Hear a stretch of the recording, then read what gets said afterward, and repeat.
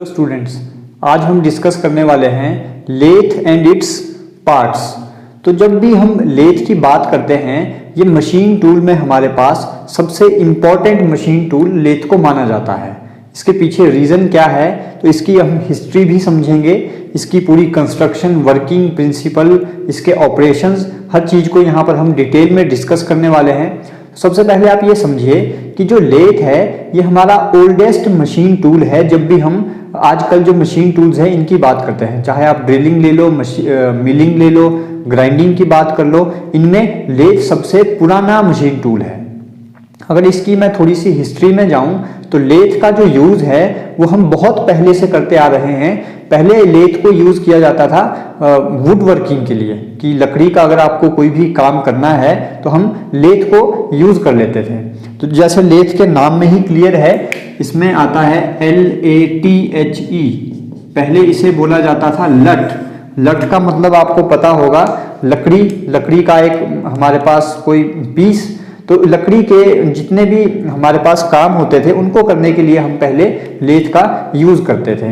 लेकिन अब जो है हम लेथ का यूज़ लकड़ी के काम के लिए बिल्कुल मिनिमम, और जो मैक्सिमम यूज़ लेथ का किया जाता है वो है मेटल वर्किंग के लिए। मेटल वर्किंग का मतलब है जितने भी हमारे पास मेटल के ऊपर हमें ऑपरेशंस करने हैं वो सारे के सारे हम लेथ के ऊपर करते हैं।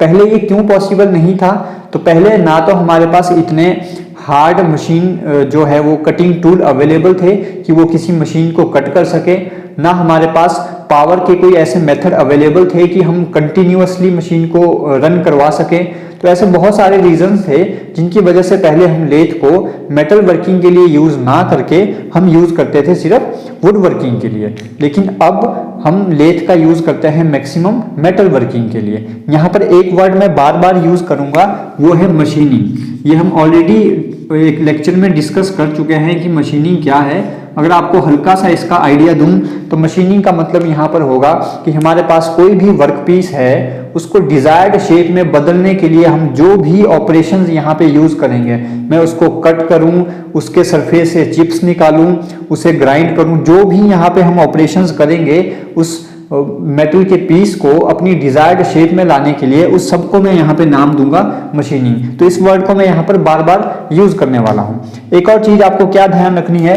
कि lathe is called father of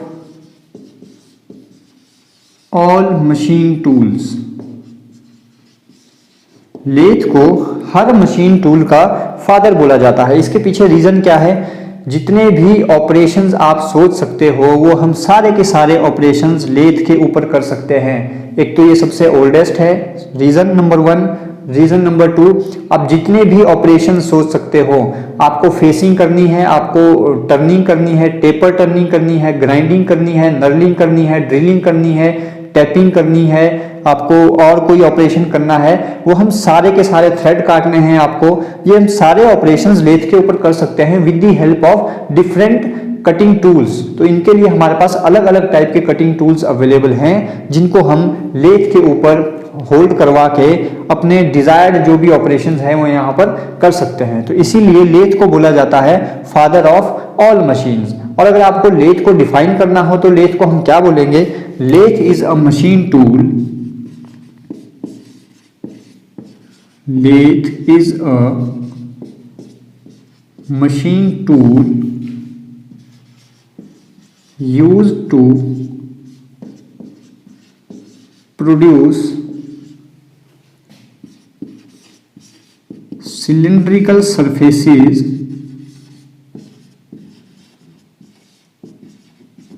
ये हम कैसे करते हैं, बाय reducing वर्कपीस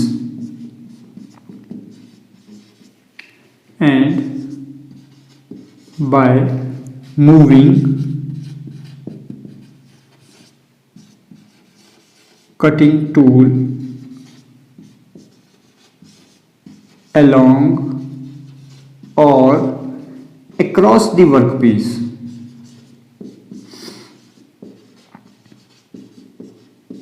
तो ये लेथ की एक सिंपल सी डेफिनेशन आप लिख सकते हो। हमने बोला lathe is a machine tool use to produce cylindrical surfaces. ध्यान रखिएगा, लेथ में जितने भी सरफेसेस हम प्रोड्यूस करेंगे वो सारे के सारे सिलेंड्रिकल होंगे। बाय रिड्यूसिंग वर्क पीस, यहाँ पे रिड्यूसिंग वर्क पीस का मतलब है या तो उस वर्क पीस का डायामीटर कम हो जाएगा या उसकी लेंथ कम हो जाएगी। तो एक हिसाब से हम क्या कर रहे हैं, वर्क पीस छोटा ही हो रहा है, चाहे वो डायामीटर की सेंस में हो या उसकी लेंथ की सेंस में हो। बाय मूविंग, और ये हम करेंगे कैसे, with the help of a cutting tool. हम एक कटिंग टूल यूज करेंगे।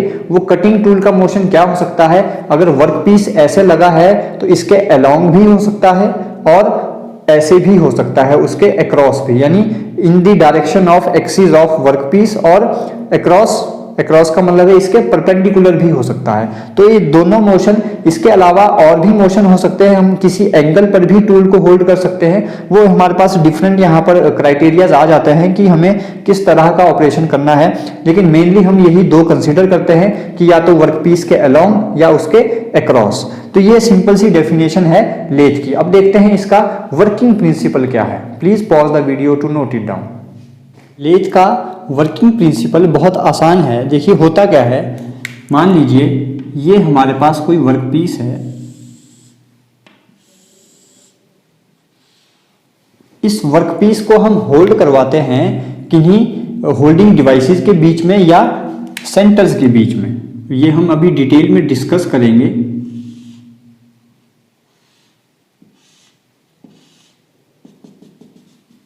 मान लीजिए ये वर्कपीस की एक्सिस है,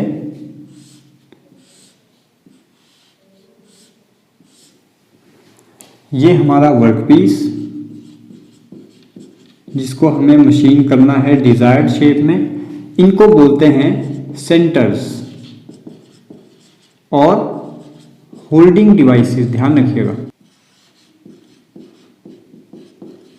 ये भी हमारा सेंटर और होल्डिंग डिवाइस। यहां पर कहीं हमारा टूल होगा, दिस इज कटिंग टूल।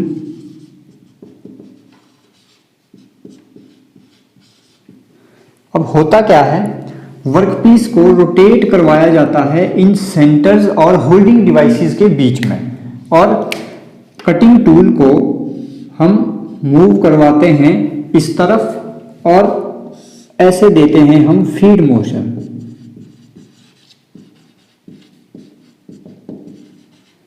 तो सिंपल सा प्रिंसिपल क्या है जो सेंट्रल लेथ है इसके काम करने का, कि हम वर्कपीस को होल्ड करवाते हैं सेंटर्स और होल्डिंग डिवाइसेस के बीच में, उनके बीच में उसको हम रोटेट करवाते हैं। जैसे वो रोटेट करेगा, साथ में हम लगा देते हैं कोई कटिंग टूल जिसकी हेल्प से हम कटिंग ऑपरेशन करेंगे। ये आपका जो वर्कपीस था ये रोटेट करता रहेगा, धीरे धीरे हम टूल को आगे की तरफ और साथ में एक्सिस के अलोंग भी मूव करते रहेंगे, जिसकी हेल्प से वो अपनी इस वर्कपीस की चारों डायरेक्शन में है कटिंग करता रहेगा। तो हम सिंपली क्या लिख सकते हैं, दैट वर्कपीस इज हेल्ड और hold between centers or holding devices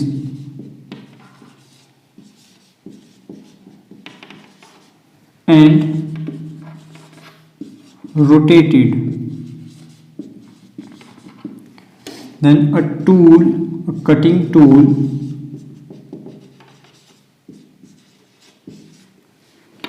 is moved across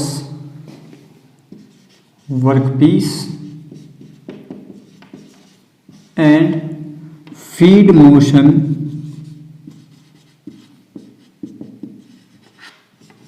is given to it, through which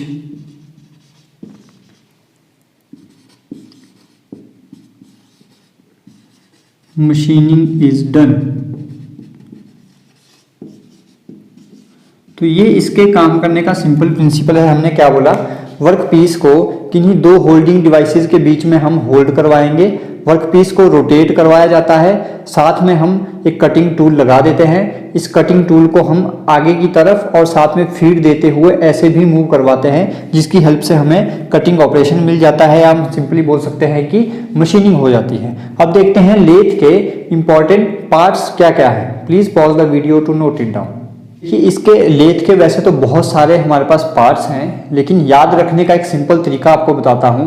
पहले आपको 3 चीजें याद रखनी हैं, उनको यहाँ पे मैं रफली ड्रॉ करता हूं, बाद में कंप्लीट डायग्राम भी यहाँ पे ड्रॉ करने की कोशिश करेंगे अगर हम बना पाए तो। ये 3 चीजें आपको क्या क्या ध्यान रखनी है वो हैं,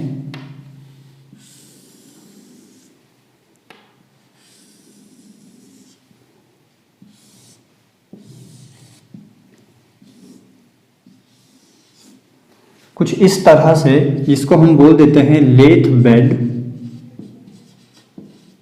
जिसके ऊपर जितने भी कंपोनेंट लेथ में लगे होंगे वो सारे के सारे इस बेड के ऊपर क्या करेंगे, रेस्ट करेंगे। इनको हम बोल सकते हैं लेग्स। ये लेथ की लेग्स हैं। यहां पर एक पार्ट होता है, एक पार्ट सेंटर में होता है और एक पार्ट यहां एंड में होता है। ये 4 चीजें आपको ध्यान रखनी है। सबसे पहले हमने एक लेथ बेड की बात की, जिसके ऊपर सारे के सारे कंपोनेंट रेस्ट करेंगे। बिल्कुल लेफ्ट में होता है हमारे पास हेड स्टॉक। ये क्या है, इनके फंक्शन क्या है, अभी डिटेल में डिस्कस करेंगे। बीच में होता है कैरिज। इस कैरिज पे ही लगा होता है कंपाउंड रेस्ट। कंपाउंड रेस्ट के ऊपर ही लगा होता है आपका टूल पोस्ट। तो ये आपको अगर ये चीजें नहीं ध्यान रखनी है तो आप सिंपली ध्यान रखेंगे बीच में होता है कैरिज, फिर लास्ट में होता है हमारा टेल स्टॉक। अब जितने भी हम लेथ के पार्ट्स यहाँ पे पढ़ेंगे वो सारे के सारे या तो फिर हेड स्टॉक के अंडर आएंगे, कुछ कैरिज के अंडर आएंगे, कुछ टेल स्टॉक के अंडर आएंगे, जिससे कंप्लीट हमारी जो लेथ है वो डिफाइन हो जाएगी। तो आपको अभी फिलहाल क्या ध्यान रखना है, एक लेथ बेड जो हमने बिल्कुल नीचे तैयार किया है, जिसके ऊपर सारे के सारे कंपोनेंट लगेंगे। बिल्कुल लेफ्ट में हेड स्टॉक, बिल्कुल राइट में टेल स्टॉक, बीच में कैरिज। कैरिज के अंदर डिफरेंट पार्ट्स के आते हैं, उनको हम डिटेल में देखेंगे। अब कोशिश करते हैं एक लेथ का कंप्लीट डायग्राम यहाँ पर बनाने की। Please pause the video to note it down.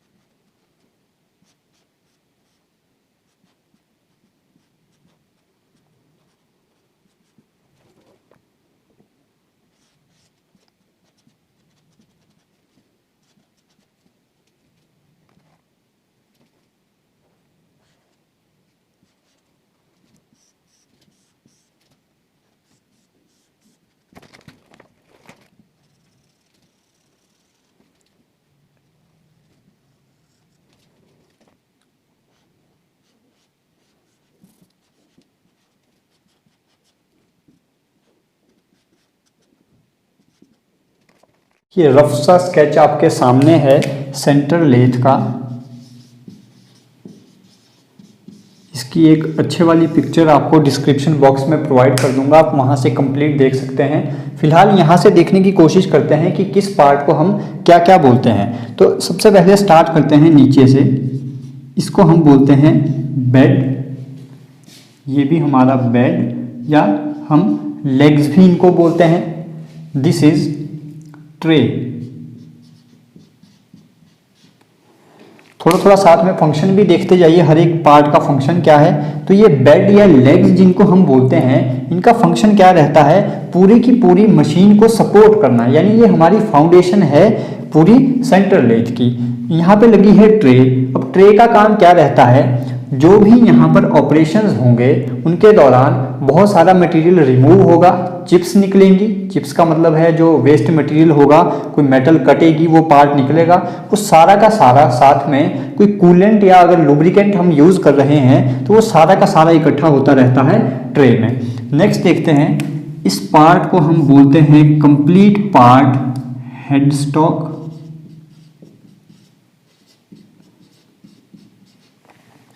This is power supply. इस लेथ को चलाने के लिए जो हमें पावर सप्लाई चाहिए होगी वो हमें यहां से मिलेगी, power supply. This is gear box, ये कंप्लीट हमारा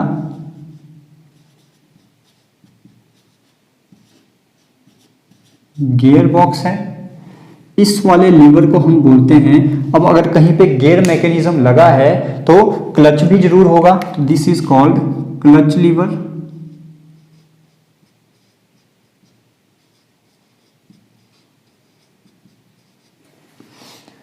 दिस इज कॉल्ड स्पिंडल।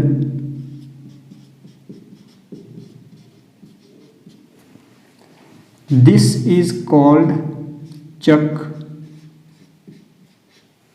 और बीच में जो लगा है this is called live centre.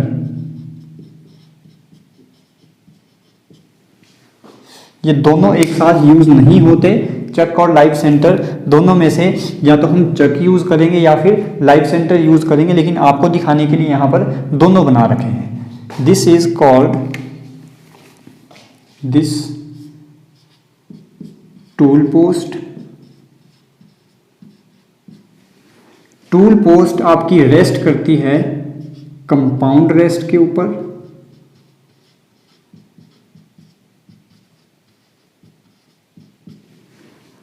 Compound rest आपकी ये होती है क्रॉस स्लाइड के ऊपर,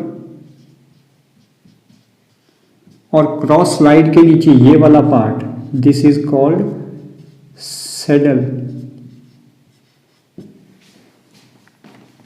दिस इज कॉल्ड हाफ नट।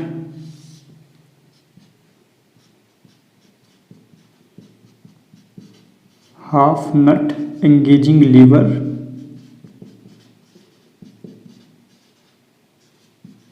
इस हाफ नट एंगेजिंग लीवर का काम क्या रहता है, जब भी हम थ्रेड कटिंग करेंगे तो हम इस नट को वहां पे प्लेस कर देते हैं ताकि हम थ्रेड्स काट सकें। This is called cross slide lever. Cross slide lever. और दिस इज कॉल्ड, ये जो पूरा का पूरा बॉक्स है जिसके अंदर ये है, इसको हम बोलते हैं एप्रन। एप्रन जैसे कोई हम खाना बनाते हुए कोई कपड़ा ले लेते हैं, वो हमारे पूरे जो शरीर है उसको ढक देता है, तो इसी तरह से ये एप्रन इस पूरे पार्ट को क्या है, एनक्लोज कर रहा है। This is called बेडवेज।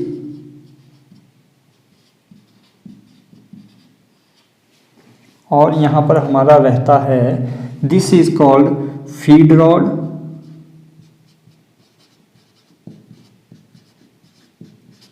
And this is called lead screw.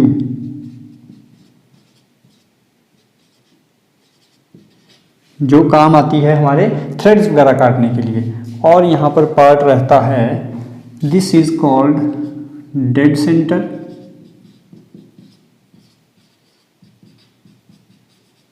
जैसे हेड स्टॉक में लाइव सेंटर था, ऐसे ही टेल स्टॉक में होता है डेड सेंटर।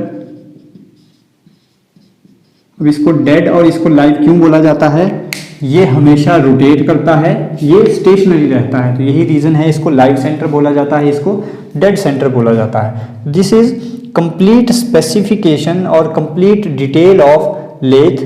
चेक कर लीजिए अगर कोई पार्ट यहाँ पर रहता है। I hope this is complete. Please pause the video to note it down. एक एक पार्ट को यहाँ पर डिस्कस करते हैं कि हर एक पार्ट का यहाँ पे फंक्शन क्या रहता है। तो सबसे पहले हम लेते हैं that is lathe bed.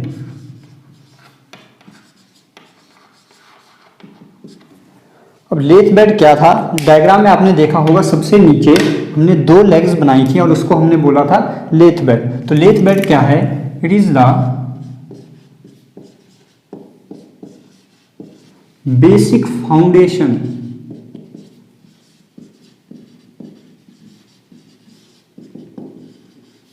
of lathe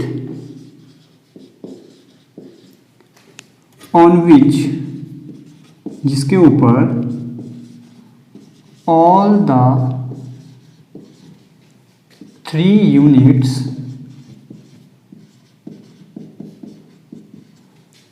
are positioned, जिसके ऊपर 3 जो मेन यूनिट्स हैं उनको हम पोजीशन करते हैं। और ये 3 यूनिट्स क्या क्या हैं, number 1 head stock at left and,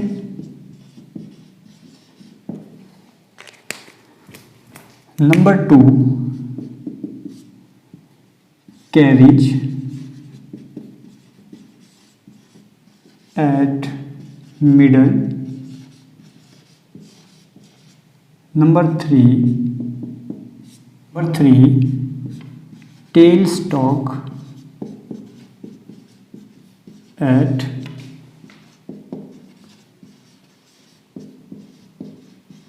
right and. ध्यान रखिएगा जो हेड स्टॉक होता है ये फिक्स्ड होता है, यानी ये मूव नहीं कर सकता। जो कैरिज और टेल स्टॉक होते हैं दीज आर मूवेबल, और मूवेबल भी कैसे, along the axis of workpiece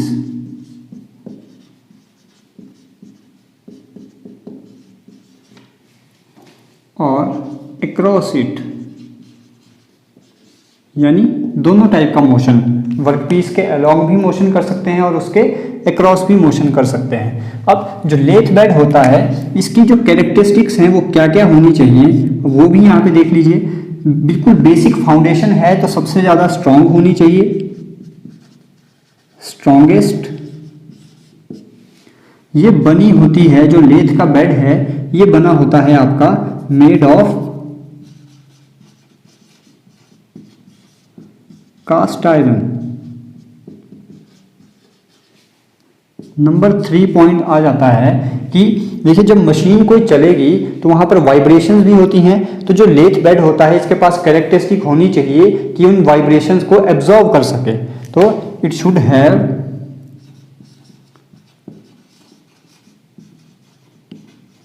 good damping properties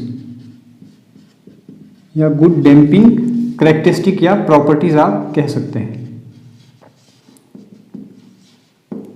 जो लेथ बेड है ये भी डिफरेंट टाइप्स का होता है। अब इसके टाइप्स आपको नहीं पढ़ने हैं डिटेल में, लेकिन आप इनके नाम देख लीजिए।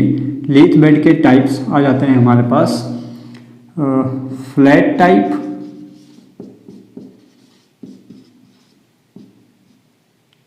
We type, inverted type, combination of